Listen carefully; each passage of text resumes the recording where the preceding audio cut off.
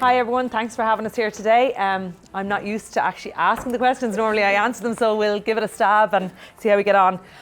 Girls, obviously first 2 rounds done. A trip away to France first up. I think we saw certainly green shoots there in terms of defence and things like that. Obviously no team has ever won in France, so we have to be realistic where we're going. Then bounce back to Ireland, the Irish-Italy game at home.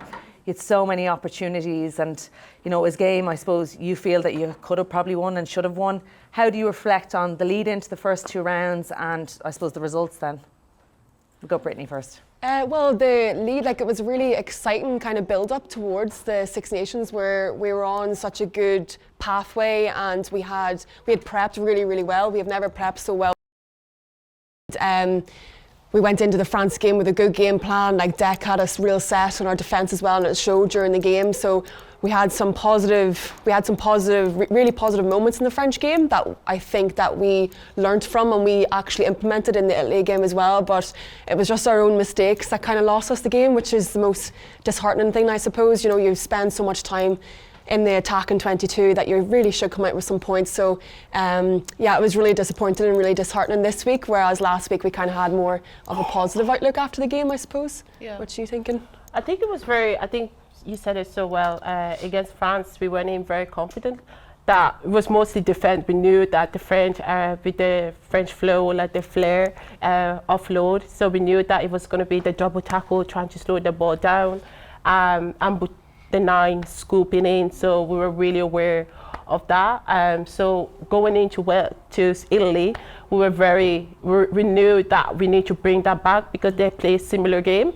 But like Brittany said, it was our mistake that cost us the game.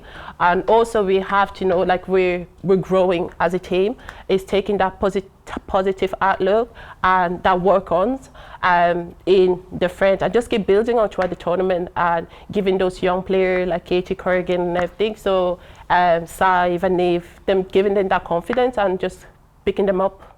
And in terms of composure and your own mistakes, in terms of fixes, we saw in the men's Six Nations, England were terrible against Scotland, loads of handling errors. In 2 weeks, they turn it around and they beat Ireland away. So, in terms of what you're doing, prepping in after that game, how is it? What is it? Is it on the pitch? Is it off the pitch? Or what are you doing? It's that composure element. So it's really good that it was our own mistakes and it was handling errors, because that's so easy to fix. So it was great fix. So it was great that it was something so simple that we can change for coming into Wales, instead of something really not complicated but a big area of our game. It was something that if we just fix this one tiny area of our game, that we should come on the other side of the scoreboard. And for yourselves, to stay motivated after 2 tough games, what is it? Is it time away straight after the game, or are you back to work straight away? What works for you, Linda? For me, straight out, I like to do my video analysis. I like to identify because the game is still fresh in your head. It's really important. With the France game, we came home and then we did the recovery. We went to the hydro. We're able to get a massage and everything. So for me personally, I just really like to just kind of dissect the game and see where it's still fresh in my head. Do my video analysis, where identify my strength or weaknesses, and also the team where it didn't go wrong. Because I think it can get very emotional when you get off the pitch and you just want to see. It's really hard to see the positive after a game, so you're constantly in that negative thought that we could have done this, I should have done that. So personally, I just like to kind of get away, do my recovery, and go and do my video analysis, identify the positive that, okay, I can bring this on, we can continue to do this work as a team, and also look at our weaknesses and see where we need to improve on and bring that to the next game. And I think we did really well in Italy, versus Italy, and it was just those small mistakes that we can easily be improved on, but it's also those mistakes that we shouldn't be doing at this stage that's costing us the game. So it's really pinning those little things and working on that, especially having Wales at home, because it's not going to be easy. They're a really strong team, so it's trying to how to balance both of them, strength and weakness. And Brittany, what about you? Do you like to get straight back to work, or do you like a break away? And what is it keeps driving you, keeps you motivated? After that game against Italy anyway, I really just wanted to dissect the game, say like what went wrong, or because I was really disappointed after the game. Like I played every minute, like, so I was kind of, we could have won it at the end, we could have won it at the, we could have won it throughout the game. So it was kind of, right, okay, what can I do to improve my performance for the team so that we can not feel like this again? But for me, so that would have been, this week I would have more like to dissect it, so I did that Monday, Tuesday, and then we're straight into training. So you kind of have to flip the switch then and park it. So that's really important that like after that game, it's done now, you can't change anything. So we have to put our full focus on Wales, and that's what keeps us motivated is next week at home in Musgrave Park. Like we just have to make sure that that's what's on the front of our heads. And going towards that Welsh game, obviously they've coming off the back of 2 losses as well. They're coming over here, they were 3rd last year in the Six Nations. Like, have you seen things in their game that you're going to go after, or are you very much focused on your own performance? I think we're very much, at the end of the day, is how we want to perform. We've done a video analysis on Wales. They're such a strong team. As you said, that last year they were 3rd, and that's just in a year, so many things can change. So it's so important for us to focus on ourselves, focus on the mistake that we did against France and Italy, and make sure that this mistake doesn't happen again against Wales, that we're constantly not going back to the same thing. And also we know that Wales are really good in their set pieces, and our scrum and Lana hasn't been working 100%, so that's a massive part of our game, and that's a massive part where they want to enter into a game if we allow them.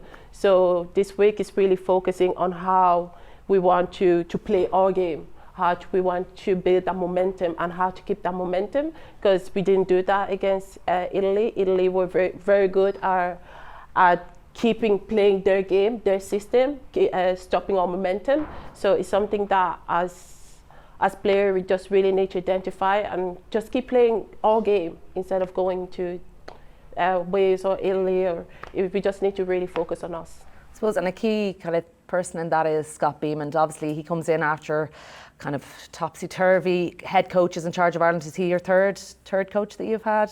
Third or fourth coach. Yeah. So what has he brought? Obviously he comes with a huge amount of experience, 2 World Cup cycles with England, getting to the final twice. I don't even know how many Six Nations he's won, but what has he brought to this Irish squad? I suppose what you said there, that Wales are coming off the back of 2 losses as well. So he is very aware of that. And whenever we went into our team meeting straight after the game in Dublin, his first thing he said was that we have to learn fast. We have to learn faster than them. So this week has all been, we have Monday and Tuesday to dissect what kind of went wrong in the Italy game, but then we have to learn fast, and we have to be more prepared than Wales are going to be, the way that Wales are going to be prepared.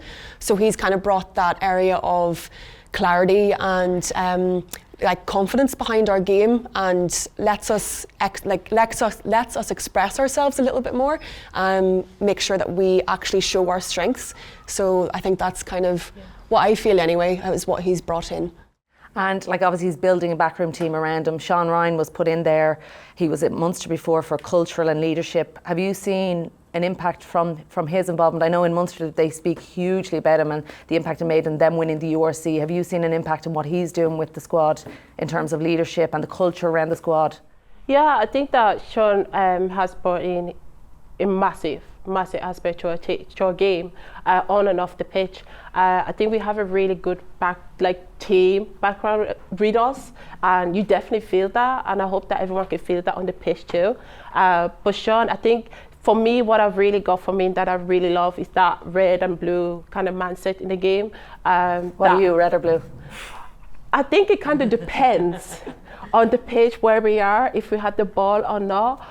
But it's also so important to find that balance, to when can you tip in into your red, or where you can tip in into your blue. So red being fiery red, and blue being calm. Because it's also how knowing your player, knowing your teammates, and being able to tap to know when they're on that red or when they need to be on that blue, and be able to kind of balance it and control it. I think that for me, that's a really good thing that I learned from Sean. And even in that game, I think even when we come together as a team, where we lose momentum or there's an injury and everything, the fact that we come together and then we take like breath and just kind of just bring you back to focus you back, what you need to do, what's next. So for me, that's definitely those helpful moments where you just feel collected. You feel like you're not alone. We're all going to this. Because sometimes it can definitely feel like that, especially when you're behind and you're trying to catch up and everybody's in that red head that they just want the ball back and you're forcing penalties and plays. Is be able to even like have a nod at Brittany and be like, and she knows that, okay, we're going for it. Yeah.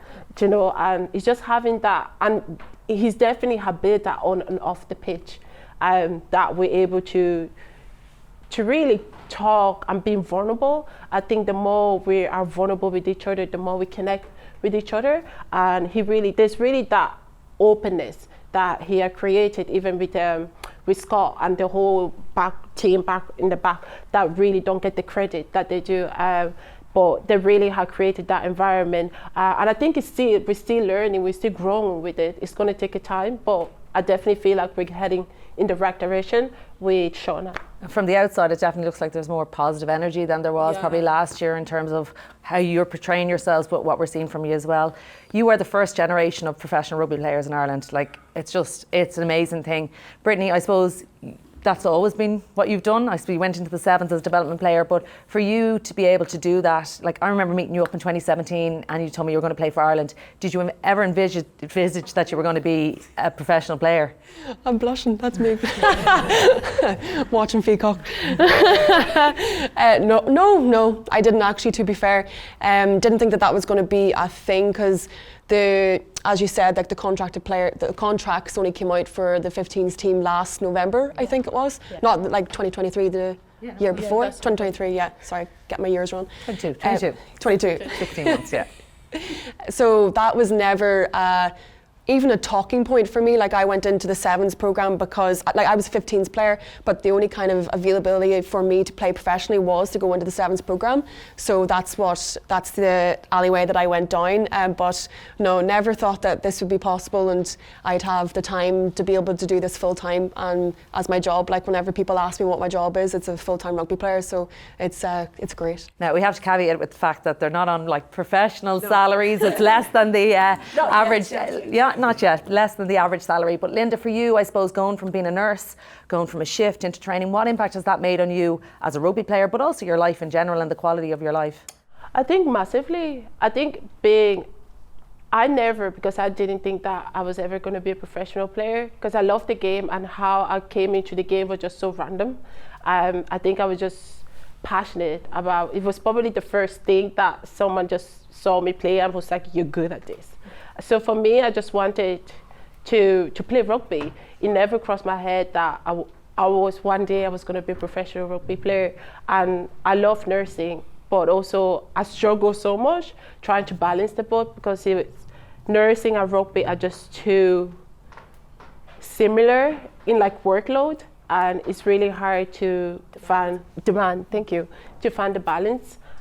So being given the contract last year, I'm saying like, it's unreal that you're still building that pathway for the younger girls, that it could get better for them, but it saves you so much that energy where you don't have to think about 12-hour shift the next day, or I don't have that time to recover, where if you're playing against like the lack of England, you know, that they're going in, they have their recovery, you feel already behind, but now we have that opportunity to really compete at the same level. We're not there yet with England, but we're getting there.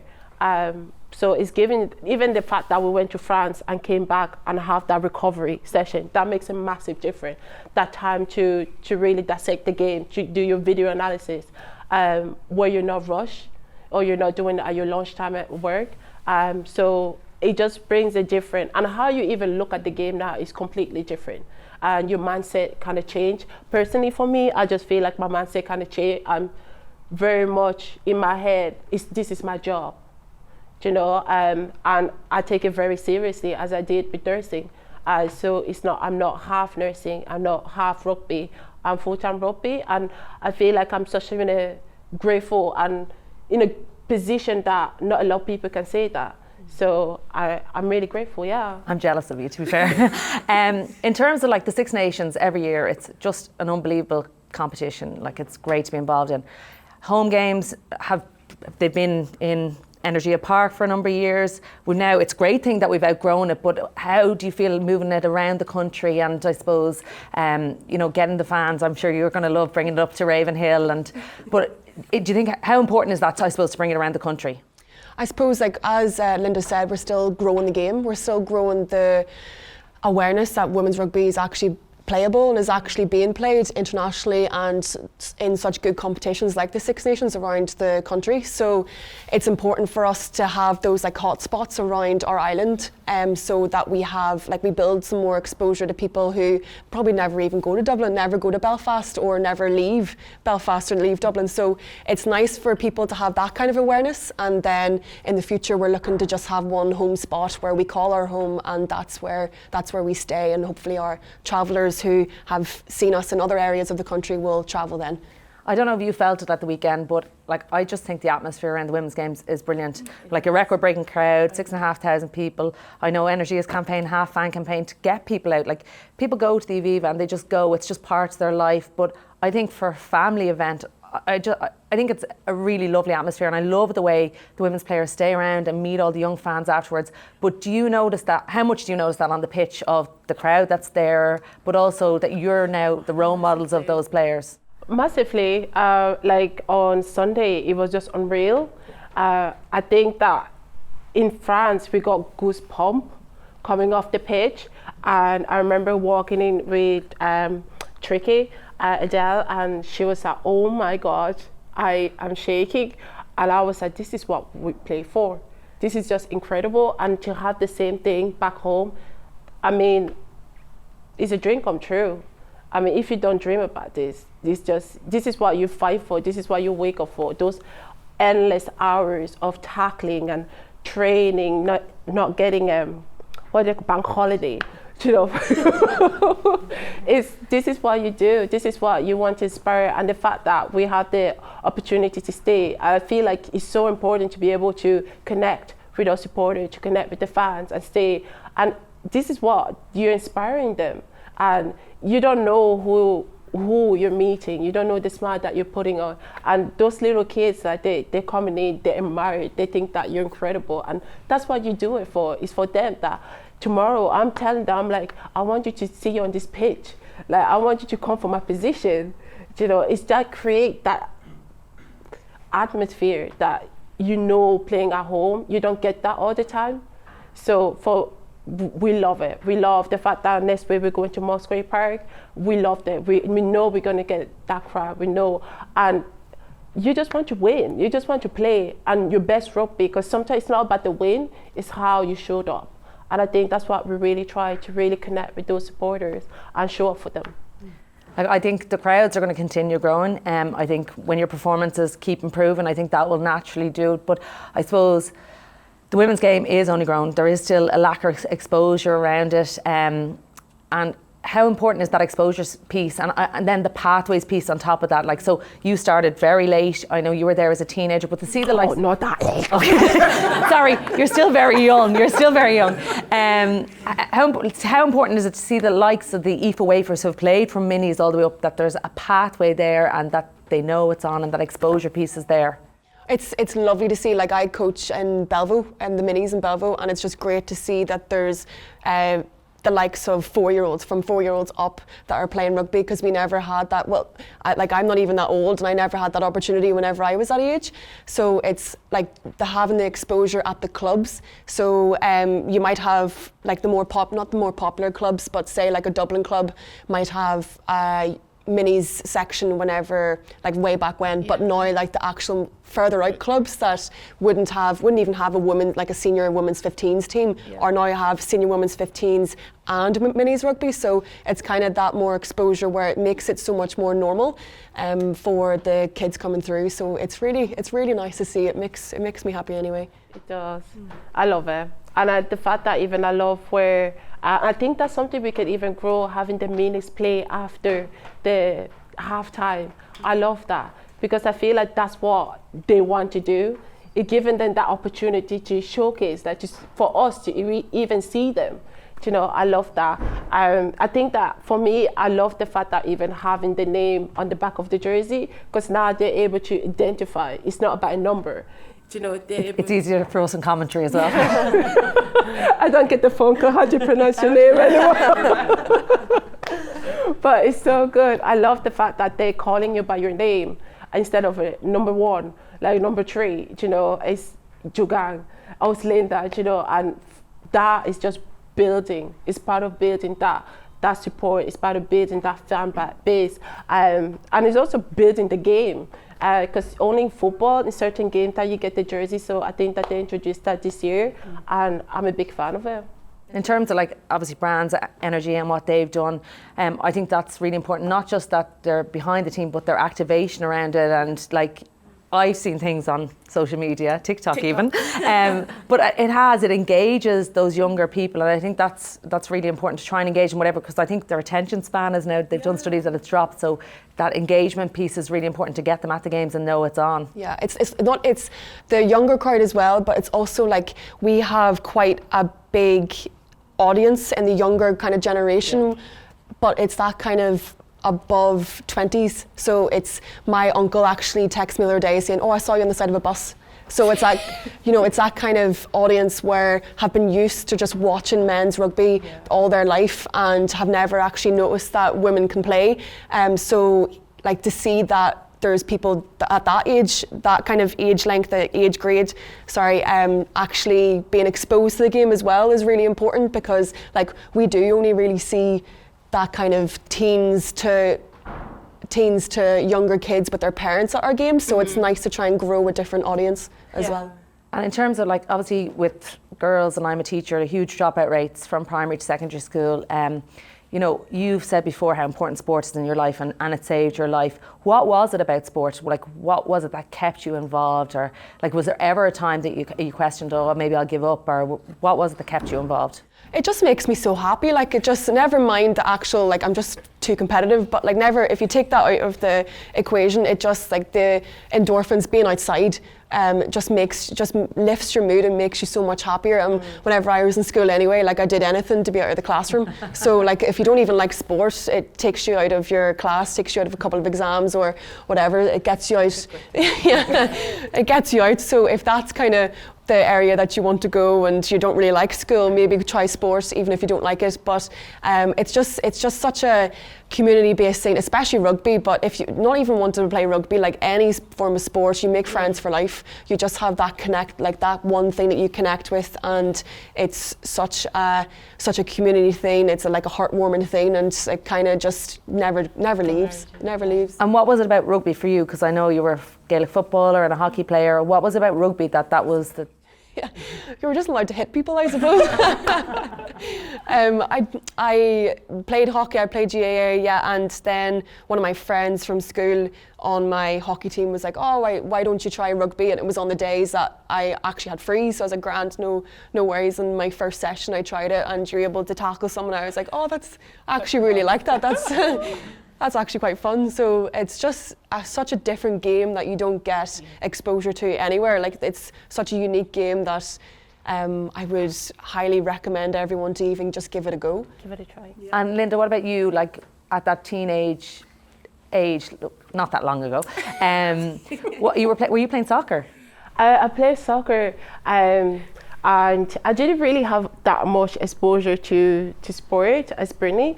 I think I struggled a lot growing up because I was told so many times that I was too strong. Even for football, I was just too strong. So I didn't really know what kind of sport I fit in until I just put my name down. I work in Grand Thornton for social tag rugby, not knowing what it was. And it got cancelled and I didn't know how to remove my name off the list. So I was stuck. I was the only one because everybody knew how to remove the name.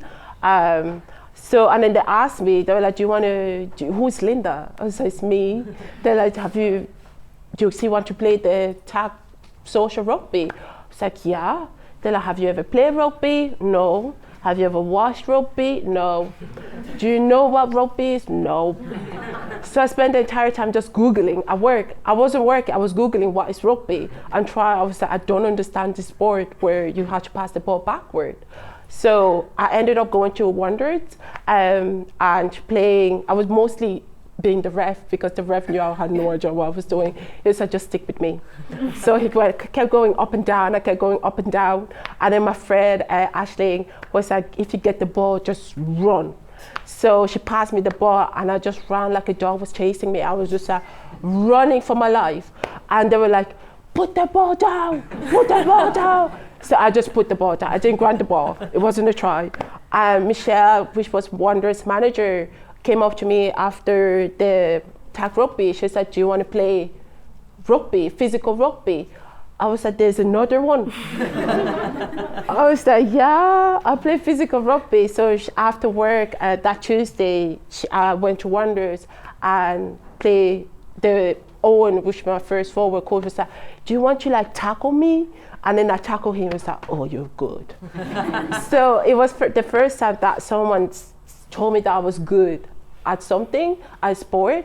So for me, it was just that the fact that I just felt accepted. I felt like rugby accepted me with my strength, that it wasn't a burden. I wasn't too much. And I think that's why I just wanted to just still receive that positive feedback. And I think that's why every single game, I just kept tackling harder and harder. I was like, he was like, keep going even harder. I was like, yeah, okay. So I think that's how I kind of fell in love with the sport, because I just felt I was being seen for me. We're glad that rugby accepted you and that you enjoyed hitting people. I'm glad. Thank you, Energia. We'll open the questions up to the floor if there is any. Don't be shy. Come on, guys. Yeah, Amy. I suppose there's been so much change in the last couple of years, probably even since you've been playing, Fiona, different competitions, different pathways coming in, like the WXV and the Celtic Challenge. Do you think those competitions are worthwhile, and do you think they're helping with the development of the game overall? Yeah, I think that the Celtic, the WSV is definitely helping. Our goal is to do better. I know we were in Division 3, WSV 3, and we definitely want to go to WSV 2. It's definitely help us in growing our ambitions, growing our team.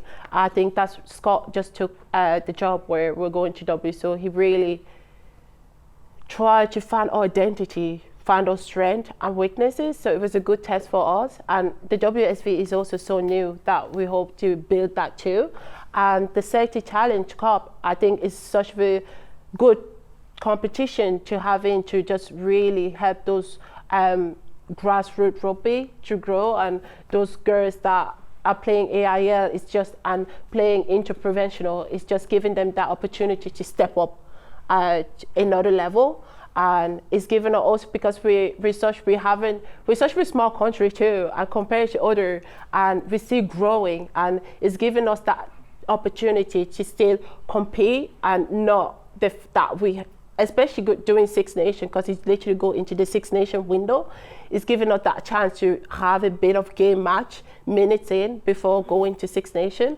And in the future, we definitely want to play less international and let those grassroots, those girls coming through, to really give them that stage to really perform. But that's where I think that is such a positive to a game, and it can just grow better.